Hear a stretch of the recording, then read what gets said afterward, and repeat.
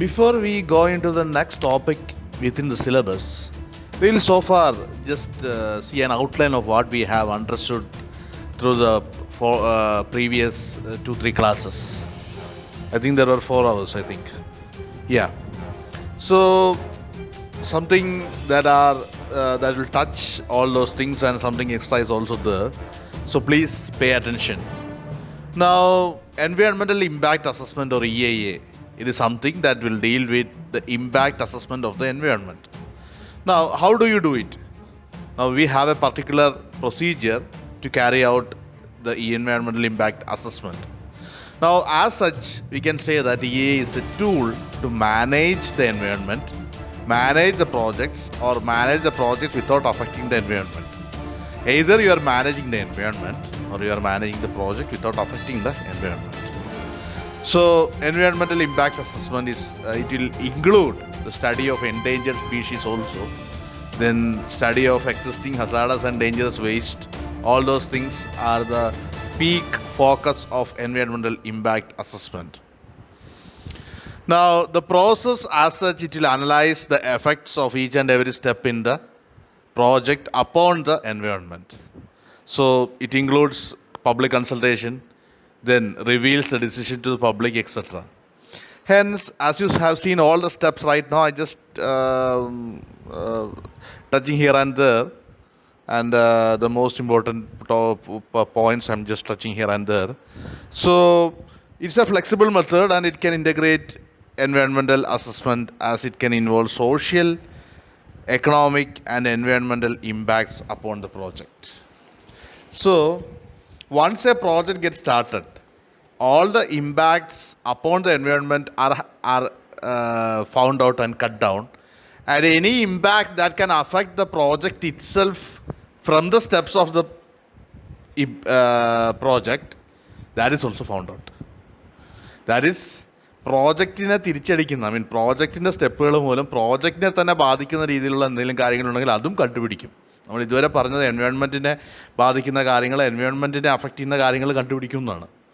അതിൻ്റെ കൂട്ടത്തിൽ തന്നെ പ്രോജക്റ്റ് മുമ്പോട്ട് പോകാൻ പറ്റുന്ന രീതിയിലാണോ എന്നുള്ള കാര്യം കൂടെ ഇതിനകത്ത് വെച്ച് കണ്ടുപിടിക്കും. കാരണം എൻവയോൺമെൻറ്റിൽ നിന്നുള്ള ഇമ്പാക്റ്റ് മൂലം പ്രോജക്റ്റിനെ തന്നെ അഫക്റ്റ് ചെയ്യുന്ന കാര്യങ്ങളുണ്ടായാലോ. So that's it. That's the additional point that I would like to share. Now, the duration of EIA or duration of environmental impact assessment will depend upon the size and complexity of the project, as you know, the extent of cooperation between sponsor and third parties, local government, interest and support of the community, skills of the EIA team, then the EIA techniques that are involved. Now, if you see the benefits of EIA, the reduced cost and time of the project implementation. So, it will enable the completion of the project in a very short time, because എല്ലാം നമ്മൾ മുൻകൂട്ടി കാണുന്നുണ്ട്, നമുക്ക് നേരത്തെ കൂട്ടി മനസ്സിലാക്കി ചെയ്യുന്നുണ്ട്, പെട്ടെന്ന് ചെയ്യാൻ പറ്റും. Again, it will save the cost. Then it will gain an increased project acceptance. കാരണം പബ്ലിക് ഹിയറിംഗ് ഒക്കെ കഴിഞ്ഞുകൊണ്ട് എല്ലാവർക്കും അറിയാം, എല്ലാവരും സമ്മതിച്ചിട്ടാണ് പ്രോജക്റ്റ് നടക്കുന്നത്. So the project acceptance is very high. Avoids impacts and violations of laws and regulations. So everything has been gone through, and it will allow the project to be carried out. Then improved project performance. The performance of the project will be very high, or it will be very much improved. Then cleanup costs get avoided. So cleanup costs get avoided. That is, നമുക്കറിയാം ഇമ്പാക്റ്റുകൾ ഉണ്ടാകുന്ന കുറവാണ്. അപ്പോൾ അതിൻ്റെ വേസ്റ്റുകളും ബാക്കി കാര്യങ്ങളൊക്കെ treat ചെയ്താണ് പുറത്തേക്ക് വിടുന്നത്. അതുകൊണ്ട് ക്ലീനിങ്ങും ബാക്കി കാര്യങ്ങൾക്കായിട്ടുള്ള കോസ്റ്റും കുറഞ്ഞിരിക്കും. In general, the classification of EIA studies. Now last class you saw what are the EIA procedures, elements of EIA. So here will see the classification of EIA studies. First one is site selection studies. അപ്പോൾ സൈറ്റിനെ ബന്ധപ്പെട്ടുള്ള സ്റ്റഡീസാണ്. So it will involve the evaluation of alternative sites. അപ്പോൾ ഞാൻ പറഞ്ഞു, ചില സൈറ്റുകൾ നമുക്ക് ഡയറക്റ്റ് ഇത് പ്രോജക്റ്റ് ചെയ്യാൻ അനുവദിക്കാൻ പറ്റത്തില്ല. അപ്പോൾ you will go for alternate sites with respect to environmental and project attributes. ആ പ്രോജക്റ്റിനും ഒക്കെ പറ്റുന്ന രീതിയിൽ, such as for example, see sometimes there are certain aspects like raw materials that are being used are available in and around the project scenario. അപ്പോൾ project നടക്കുന്ന എവിടെയാണോ അതിന് അടുത്ത് തന്നെ നമുക്ക് റോ മെറ്റീരിയൽസ് കിട്ടുന്നത്. So site selection studies will depend upon availability of raw materials. then infrastructure, facilities and markets, etc. The next important point is rapid and comprehensive study. So ഈ rapid study എന്ന് പറയുമ്പം study of 1 season, അതായത് 3 മാസത്തെ കാലയളവ് കൊണ്ട് പഠിക്കുന്നതാണ് rapid ആയിരിക്കുന്ന study and monitoring. പിന്നെ കോംപ്രിഹെൻസീവ് സ്റ്റഡി എന്ന് പറയുമ്പോൾ 3 മാസം 3 times 3 സീസൺസ്, അതായത് 3 സീസൺ, അതായത് ഒരു സീസൺ 3 മാസമാണെങ്കിൽ 3 സീസൺ എന്ന് പറയുമ്പോൾ 9 മാസം കണ്ടിന്യൂസ് ആയിരിക്കുന്നു. ആ ഒരു കണ്ടിന്യൂസ് ആയിരിക്കുന്ന 9 മാസം നമ്മൾ ചിലപ്പോൾ ഇതൊക്കെ പഠിച്ചെന്നിരിക്കും. Again regional studies. Regional studies, it will relate to the development of a region based on seasonal data collection. അതായത് ഓരോ സീസണിലും എന്തൊക്കെയാണ് നടക്കുന്നതെന്നുള്ളതിനെക്കുറിച്ചുള്ള സ്റ്റഡീസ് ഒരു പർട്ടിക്കുലർ റീജിയനെ മാത്രം ബേസ് ചെയ്ത് നോക്കുകയാണെങ്കിൽ അതാണ് regional studies. Carrying capacity studies, that is carrying capacity എന്ന് വെച്ചാൽ ഒരു പർട്ടിക്കുലർ പ്രോജക്റ്റ് ഒരു പർട്ടിക്കുലർ സ്ഥലത്ത് supportive capacity of A region, ഒരു പർട്ടിക്കുലർ റീജിയന് ആ ഒരു പ്രോജക്റ്റിനെ സപ്പോർട്ട് ചെയ്യാനുള്ള എന്തൊക്കെ ഉണ്ട് ക്യാരിയിങ് കപ്പാസിറ്റി, അതായത് റീജിയൻ്റെ carrying capacity with regard to the project. For example we have the natural resources availability, utilization, supply, demand, etcetera. അപ്പോൾ ഇതൊക്കെ ജനറൽ ആയിരിക്കുന്ന കാര്യങ്ങളാണ്. ഇനി അടുത്തൊരു കാര്യം ഞാൻ പറയാൻ ഉദ്ദേശിക്കുന്നത് വളരെ വളരെ വളരെ ഇമ്പോർട്ടൻ്റ് ആണ്. That is environmental impact statement. ഇപ്പോൾ നിങ്ങൾ കണ്ടു, നിങ്ങൾ ഇപ്പോൾ EIA പ്രോസസ്സ് പഠിച്ചവർക്ക് എല്ലാവരും അതിനകത്തൊരു EIS സബ്മിഷൻ, EIS ഒരു സ്റ്റേറ്റ്മെൻ്റ് ഉണ്ട്. അപ്പോൾ അത് എന്താണ് എന്ന് ഞാൻ പറഞ്ഞില്ലായിരുന്നു. അപ്പോൾ അതാണ് one of the important factor that I would like to add in this class.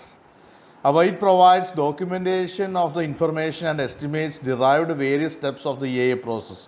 ഇപ്പോൾ EIA പ്രോസസ്സിൽ നമ്മൾ എന്തൊക്കെ ചെയ്തോ എന്തൊക്കെ കാര്യങ്ങളുണ്ടോ അതെല്ലാം ഒരു ഡോക്യുമെൻ്റ് ആക്കി ആ ഒരു സ്റ്റേറ്റ്മെൻ്റ് ആക്കി മാറ്റുന്നതാണ്. അതായത് ഒരു ഡോക്യുമെൻ്റ് ആക്കി എല്ലാ സ്റ്റെപ്പുകളും എഴുതി എല്ലാ ഇമ്പാക്റ്റുകളും എഴുതി അതിനുള്ള ഓൾട്ടറേറ്റ് സ്റ്റെപ്സും എഴുതി ഇതെല്ലാം കൂടെ എഴുതി ചേർത്ത് വെച്ചിരിക്കുന്ന ഈ ഒരു സ്റ്റേറ്റ്മെൻ്റ് ഉണ്ടല്ലോ, അതാണ് EIS എൻവയോൺമെൻറ്റൽ ഇമ്പാക്ട് സ്റ്റേറ്റ്മെൻറ്റ് എന്ന് പറയുന്നത്. അത് അസസ്മെൻറ്റ് മാത്രമല്ല ഇത് ഇതിൻ്റെ ഫൈനലായിരിക്കുന്ന കൺക്ലൂഷനും എല്ലാം എഴുതി വെച്ചിരിക്കുന്ന സംഭവമാണ്. So the information helps the decision makers to contribute to the abandonment or modification. അപ്പം ഇങ്ങനെ എഴുതി വെച്ച് കഴിയുമ്പോഴത്തേക്കും നമുക്ക് ഇപ്പോൾ ഇത് ചെക്ക് ചെയ്യുന്നവർക്ക് ഇതെന്താ പറയുക, അല്ലെങ്കിൽ ഡിസിഷൻ എടുക്കുന്നവർക്ക് കോൺട്രിബ്യൂട്ട് ചെയ്യാണ്. സോ ഇത് അബാൻഡൻ ചെയ്യണോ മോഡിഫൈ ചെയ്യണോ എന്ത് വേണം എന്നുള്ള രീതിയിൽ. ഇപ്പോൾ EIS എന്ന് പറയുന്നത് it contains 3 major parts. Part 1, അപ്പോൾ EIS എന്ന് പറയുമ്പം it is environmental impact assessment ചെയ്തതിൻ്റെ ബാക്കി എല്ലാ കാര്യങ്ങളും ചെയ്ത് വെച്ചിരിക്കുന്ന പേപ്പറിലുള്ള സംഭവമാണ്. So EIS contains 3 major parts. Part 1, methods and key issues. അപ്പോൾ അതിനകത്ത് പറയുന്നത് നമ്മൾ എന്തൊക്കെ മെത്തേഡ് ഉപയോഗിച്ചു, what are the summary of the key issues. അപ്പോൾ നമുക്ക് പെട്ടെന്ന് തന്നെ കീ ഇഷ്യൂസ് എന്തൊക്കെയാണെന്ന് നമുക്ക് മനസ്സിലാക്കി കിട്ടിയിരിക്കും. അപ്പോൾ അതാണ് സംഭവം. പാർട്ട് 2 എന്ന് പറയുന്നത് ബാക്ക്ഗ്രൗണ്ട് ടു പ്രൊപ്പോസ്ഡ് ഡെവലപ്മെൻറ്റ്. അപ്പം നമ്മൾ ഇത് അൺഫോൾഡിങ്ങിൻ്റെ കാര്യം ഞാൻ പറഞ്ഞായിരുന്നു. പ്രോജക്റ്റ് അൺഫോൾഡ് ചെയ്യുന്ന മെത്തഡോളജിയും ബാക്കി കാര്യങ്ങളൊക്കെ അതിനകത്തുണ്ടാവും. അതേപോലെ തന്നെ അതിനൊരു ബാക്ക്ഗ്രൗണ്ട് ഉണ്ടാവും, ബാക്ക്ഗ്രൗണ്ട് ടു പ്രൊപ്പോസ്ഡ് ഡെവലപ്മെൻറ്റ്. അപ്പം അതെങ്ങനെയാണ് അത് ഡെവലപ്പ് ചെയ്ത് വരുന്നത് എന്നുള്ളതിൻ്റെ കാര്യങ്ങൾ നീറ്റായിട്ടുണ്ടാവും. അപ്പോൾ it will deal with need of the project, planning aspects of the project, alternatives of the project, site selection etcetera. അപ്പോൾ ഇങ്ങനെ സൈറ്റ് സെലക്ഷനും ഒക്കെ ആയിട്ടുള്ള ഡീൽ ചെയ്ത കാര്യങ്ങൾ. അപ്പോൾ സൈറ്റ് സെലക്ഷൻ എന്ന് പറയുമ്പോൾ description of the proposed development, construction activities, construction programmes, ഇതൊക്കെ എന്തൊക്കെയാണെന്നുള്ള ഡീറ്റെയിൽ ആയിട്ട് എഴുതിയത് കാണും EIS സ്റ്റേറ്റ്മെൻറ്റിൽ. EIS എന്ന് പറയുന്നത് എൻവയോൺമെൻറ്റൽ ഇമ്പാക്ട് സ്റ്റേറ്റ്മെൻറ്റ്. പാർട്ട് 3 എന്ന് പറയുന്ന മൂന്നാമത്തെ കാര്യം എന്ന് വെച്ചാൽ ഈ 3 പാർട്ടേ ഉള്ളൂ. Environmental impact assessments on topic areas, അതായത് നമ്മളുടെ മെയിൻ ഏരിയാസ്, അതായത് മെയിൻ എൻവയോൺമെൻറ്റൽ കീ ഇഷ്യൂസ് ഉണ്ടാകാൻ സാധ്യതയുള്ള സ്ഥലത്തുള്ള impact assessments. It will deal with land use, land എത്രത്തോളം ഉപയോഗിക്കുന്നുണ്ട്, landscape and visual quality, geological topographical areas, സോയിലിൻ്റെ കൺസ്ട്രക്ഷൻ്റെ സോയിലിൻ്റെ type, hydrology that is water, ground water അവൈലബിലിറ്റിയും അല്ലാതെയുള്ള water quality, air quality, climate, socio economy and inter relations. അപ്പോൾ കഴിഞ്ഞ class കേട്ടവർ ഇതുകൂടെ കേട്ട് കഴിയുമ്പോഴത്തേക്കും you will understand what is EIS environmental impact statement. അപ്പോൾ ഇത്രയും കാര്യങ്ങൾ that is very important. And ഇപ്പം ആ ഒരു ടോപ്പിക്ക് EIA എന്ന് പറയുന്ന ആ പ്രൊസീജിയറും ബാക്കി EISഉം നമ്മൾ കഴിഞ്ഞിരിക്കുകയാണ്. So next class you will see the evolution of EIA. So I stop here.